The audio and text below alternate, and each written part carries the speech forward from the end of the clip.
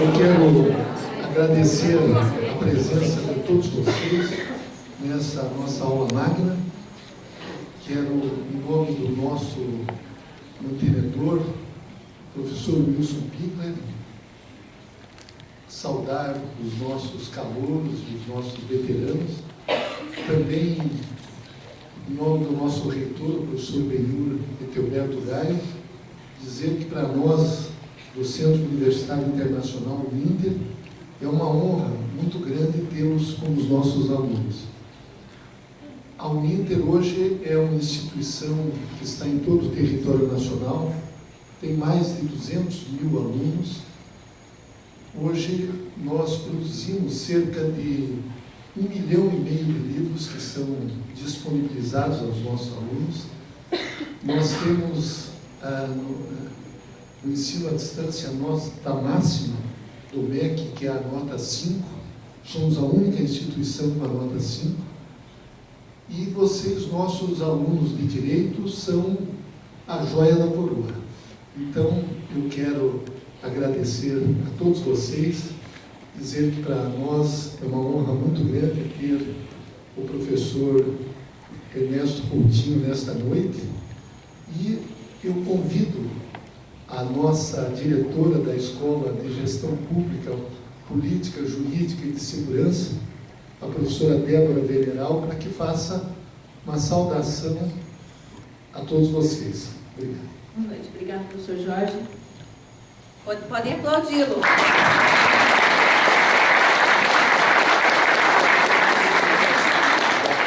Boa noite a todos. E esses aplausos são para vocês também, que estão aqui nessa bonita noite de segunda-feira. Estamos aqui muito felizes para recepcionar o nosso convidado especial, né? E ouvi-lo também. Quero dar as boas-vindas a vocês, quero dar as boas-vindas ao retorno dos veteranos, quero dar as boas-vindas aos calouros e dizer que vocês começam muito bem este semestre. Aqui vocês obterão essa noite conhecimento e o seu pensamento será instigado com tudo que o professor vai lhes dizer. Nós estamos na Escola Superior de Gestão Pública, Política e Jurídica, onde todos vocês, alunos de Direito, juntamente com o professor Jailson, coordenador, com toda a equipe de professores, nos orgulham muito pelo que nós temos ouvido, do empenho de vocês, pela melhoria dos resultados na OAB, e em especial por termos nota 5 no conceito do direito. O que, de certa forma, é uma raridade, nós podemos nos considerar vitoriosos nessa instituição. E somos uma família, então quero que vocês saibam que tem todo o nosso apoio nessa empreitada agora no segundo semestre. Sejam todos muito bem-vindos. Quero agradecer também em especial a professora Bruna por ter trazido aqui o nosso convidado dessa noite e a todos aqueles que aqui estão presentes por outros convites, autoridades e demais convidados. Muito obrigada e ótima palestra a todos.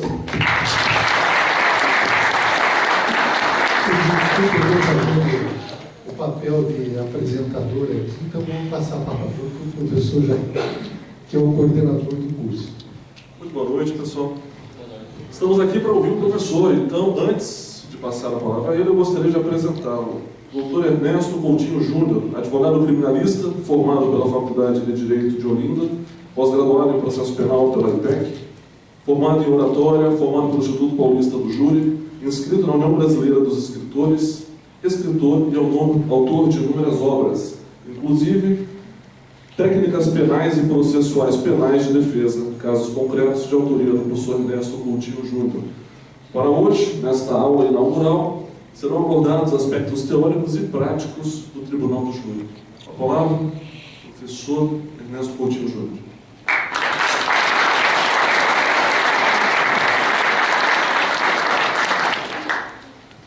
Sinto-me honrado em estar aqui na cidade de Curitiba, esta bela cidade, e mais honrado ainda em poder estar com todos vocês, futuros advogados. É prazeroso poder passar um pouco de experiência, como também degustar da maior de todas as belezas que encontrei em minha vida, sendo esta a beleza do conhecimento. Eu me sinto um pouco emocionado E por falar em beleza do conhecimento, certa vez estava pensando em todos os tipos de beleza. Aí eu parei e disse assim, não, tem uma mais importante. Qual é a mais importante? A beleza do conhecimento. Aí, como eu sou poeta, eu acho que eu já nasci poeta. Aí eu comecei a pensar, mas como é que eu vou iniciar para fazer essa poesia? Para convocar a atenção de todos os acadêmicos que se encontram ávidos em degustar uma poesia diferenciada. Diante de todas as belezas que pude contemplar em minha vida, uma diferente causou bastante atenção. Sendo simples, ao mesmo tempo elegante. Beleza cuja raiz encontra-se no puro saber. Qual saber? Da filosofia? Da poesia? Não. Em descobrir a essência do ser. Beleza ignorada por toda a classe feudal, subjugando todos os sábios profissionais, sob a égide do poderoso império do mal, invertendo os valores pela virose fatal.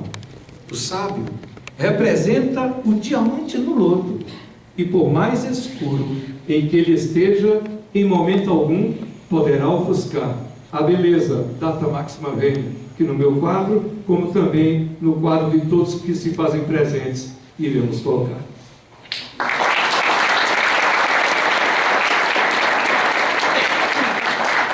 Eu comecei a estudar o método Kumon, pelo processo de repetição, como é o método ISA. Eu disse assim, não, podemos criar um método e convocar e motivar todos os alunos a passar uma maneira mais simplista para mergulhar em águas profundas e ativar o cérebro. Porque não existe ninguém burro. Existem pessoas que não aprenderam a saber como estudar. Muitas pessoas vão fazer concurso, estudam 10 horas, se matam, perdem tempo, mas não sabem estudar. A partir do momento em que você condensa o assunto, você pega as palavras-chave, você faz a pesquisa, você aumenta o seu incremento capacitacional, você não está estudando, você está aprendendo. Então existe uma diferença muito grande em estudar e aprender. Bem, hoje a palestra, ela vai ser uma palestra dinâmica, porque eu vou fazer perguntas. Ninguém está aqui só para ouvir, mas também para fazermos uma palestra se transformar numa psicanálise de grupo. Então eu vou perguntar ao senhor, o senhor vai me perguntar, o senhor vai perguntar para o colega, e nisso, nesse dinamismo, então a atmosfera ela vai ser formada com alegria mútua, para quem está ministrando a palestra e quem está ouvindo a palestra. Bem, primeiro ponto, o Tribunal do Júri é uma instituição em que todo acadêmico que entra para cursar direito quer fazer júri. Agora, vocês podem observar que muitas pessoas, para ingressar no júri, têm que ter um exaustivo estudo aprofundado, não só meramente do conhecimento técnico, como também da medicina legal, né? E de outras ciências que abarcam a universalidade de todos os objetos culturais. Por exemplo, nós podemos tirar da galeria dos notáveis Fyodor Dostoiévski, os irmãos Karamazov, Crime e Castigo. Podemos convidar Rodion Romanovich Raskolnikov. Todo estudante de direito, a primeira coisa quando entra no curso de direito é ler Dostoiévski. Por quê? Porque você pode fazer uma correlação da obra de Dostoiévski, Crime e Castigo, com o júri que você está fazendo. Então você tem que ser o protagonista, você tem que ser o senhor do conhecimento. Então essas literaturas, como também o alienista, né? O alienista é fantástico, né? Porque hoje nós vivenciamos muitas pessoas alienadas. Eu fico observando a questão do Sônia Abraão. O colega já observou que todo júri importante tem um promotor no programa de Sônia Abraão. Mas não tem nenhum advogado que vai fazer o júri no programa de Sônia Abraão. Então, se o advogado ele tem aquela visão meteórica, a primeira coisa que ele vai fazer é o seguinte: é procurar a imprensa e dizer que Sônia Abraão está fazendo autossugestão, juntamente com o promotor de justiça, para que os jurados, com a mente já realizada por ambos, coloquem a condenação na sala secreta. Pronto, acabou. Então, o advogado ele tem que ser diferente. A diferença, ela faz a diferença. Mas para você fazer a diferença, você tem que ser esmerado naquilo que você propõe a fazer. Então, a primeira coisa, quando ocorre o crime, eu gostaria de perguntar: o senhor sabe responder? Me desculpe, nós temos que errar. Eu erro, todo mundo aqui erra. Então vamos errar juntos. Não sei mesmo, eu aprendi aqui. Alguém pode dizer a primeira coisa quando ocorre o crime? Olha quem sabe aí, ó. Não, mas ele é professor, aí não pode falar. Ela sabe. Eu estou perguntando aos alunos, não aos mestres.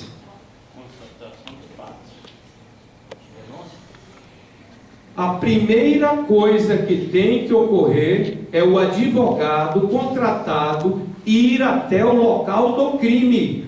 Por quê? Tem a preservação. E nessa preservação tem que ter a cadeia de custódia. Mas não é a cadeia de custódia para falar com o juiz para soltar o preso, viu, gente? Porque tem muitos advogados que pensam que cadeia de custódia é que vai fazer uma petição com o juiz, despachar para conseguir a soltura do preso. A cadeia de custódia são todos os elementos que se encontram preservados, todos os elementos que irão ser submetidos à perícia, e a preservação, ela tem que ser investigada. Então, se não tem um promotor para investigar, tem que ter o advogado para investigar.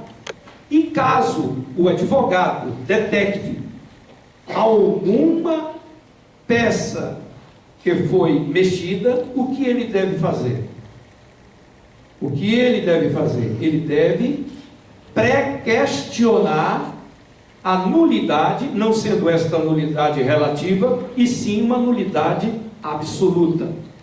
Bem, eu tenho no livro o caso dos Nardoni. Eu acho que a imprensa falada, escrita, televisada, em todo o Brasil, causou grande rumor este caso, e eu vou trazer este caso em caso concreto, porque nós vamos agora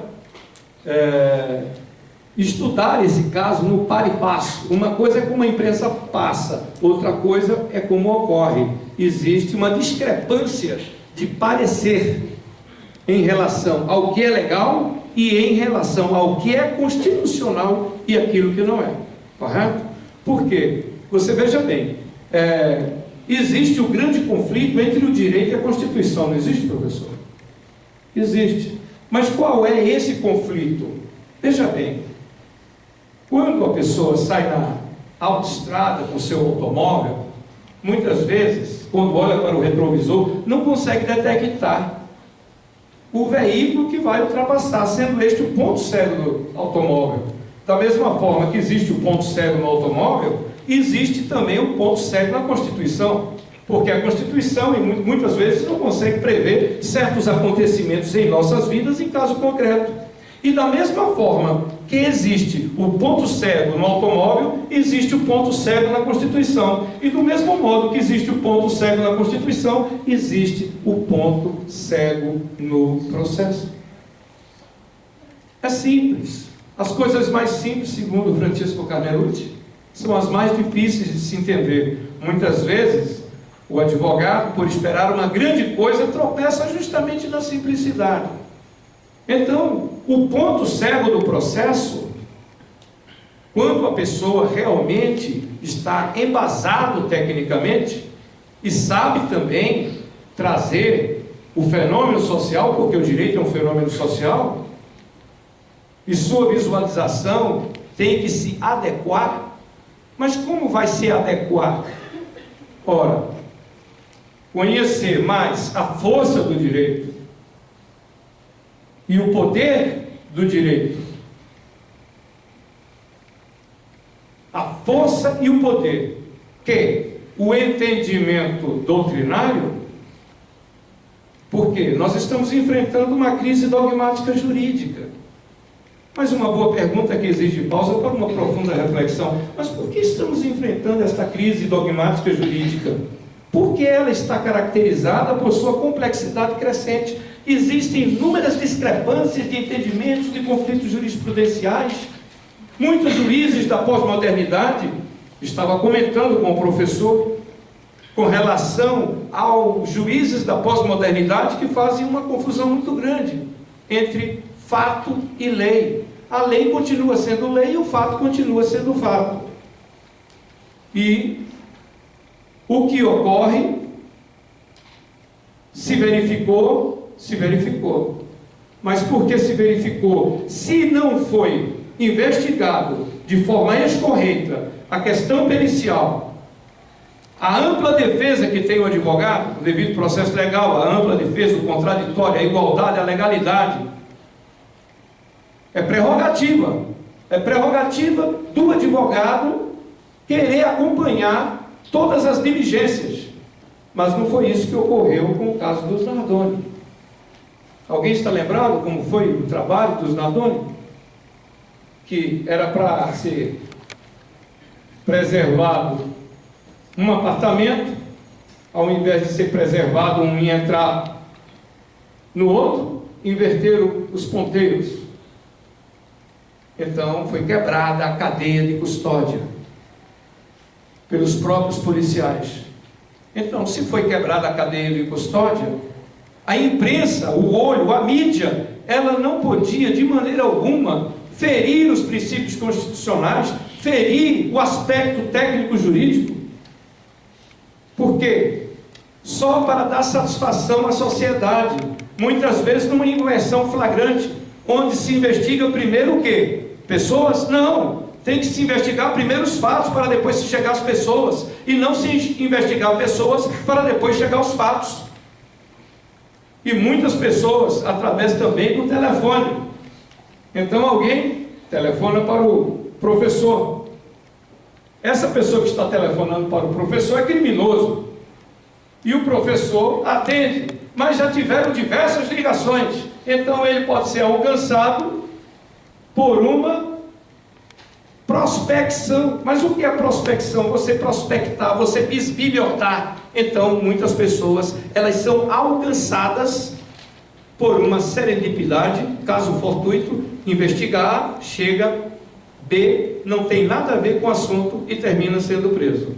Eu não estou dizendo, eu não quero expor se é culpado ou se é inocente. Eu quero que a sociedade responda da mesma forma que eu coloquei no livro. Então, vamos agora ao caso Nardoni. O Alexandre Nardoni era casado com a Ana Carolina de Oliveira. E se separou de Ana Carolina de Oliveira, teve com ela uma filha chamada Isabela. Ele foi buscar Isabela para levá-la até o Sans Club, no seu Ford Ka. Juntamente com a atual mulher, a Ana Jatobá, com o Cauã, Pietro e a Isabela.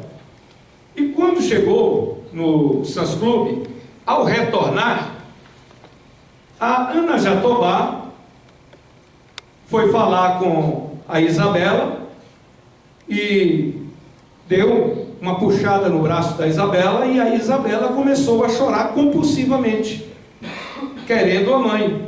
Entrou no carro e, quando ia chegando no hotel, no apartamento, no edifício London, ela, com a fralda de Cauã, e quando foi fazer assim para ela parar de chorar, pegou a veia da menina que começou a sangrar e os pingos de sangue caíram no estofo do carro, e ele pegou a menina e levou para o apartamento e a colocou no berço.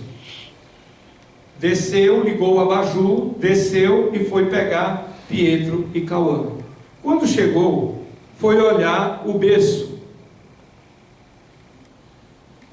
Foi olhar o berço com a menina, ligou para o pai e desceu, e o apartamento tinha uma tela, foi cortada a tela e a menina foi alçada para baixo. Agora eu pergunto, nós temos que calcular o quê? Nós temos que calcular o lapso temporal. Aí nós podemos também tirar da galeria dos notáveis Isaac Newton. Tempo absoluto? Tempo absoluto. O tempo absoluto, porque podemos também fazer uma análise, tanto da acusação como também da defesa. O tempo absoluto seria para a acusação, mas o tempo de Heisenberg, que é justamente o princípio da incerteza, que faz uma correlação com o indúbio pro réu, concorda, excelência? Que faz uma correlação com o indúbio pro réu. É por isso que o direito é bonito, porque ele é uma ciência que floresce. Quando ele saiu, foi, voltou, vocês acham que daria tempo de cortar a tela e sacudir a menina? Uma boa pergunta. E a tese da defesa é que na guarita tem o porteiro. O porteiro, a primeira vez, deu uma afirmação. Aí depois ele disse que viu a menina caindo e ficou com essa afirmação até o seu final. Eu pergunto, nesse caso, por que ele mudou a sua versão? Se na guarita tem café, tem banheiro, tem água e tem um interfone para que ele possa interfonar para o síndico ou até mesmo algum dos condôminos para comparecer e ver o problema de perto. Mas por que ele saiu justamente no momento em que a menina pouco depois foi alçada? Então existe o tempo absoluto da promotoria, mas existe também o princípio da incerteza de Heisenberg, que podemos fazer uma correlação com o indúbio pro réu. Então o esmero de estudar todo o processo, então você pega todos os laudos, você pega todas as testemunhas contraditórias, porque tem pessoas que, se você tiver um conhecimento mais aprofundado e souber utilizar a dialética erística, que são saltos de uma falsa lógica, onde você altera a parte frontal do córtex cerebral dos senhores jurados, provando que o verde é vermelho e o vermelho é verde. Desculpem. Aí você, utilizando a ampliação indevida, aí você ataca e depois automaticamente você ataca a tese, aí depois você contra-ataca o argumento, você aplica a maiêutica, ironia, ou você pode também utilizar metáforas. Pela ordem, Vossa Excelência, vamos deixar primeiro a onda bater na pedra para ver como é que vem a espuma da prova processual. Então você está passeando no plenário, você está demonstrando segurança, mas você tem que ter o conhecimento do processo.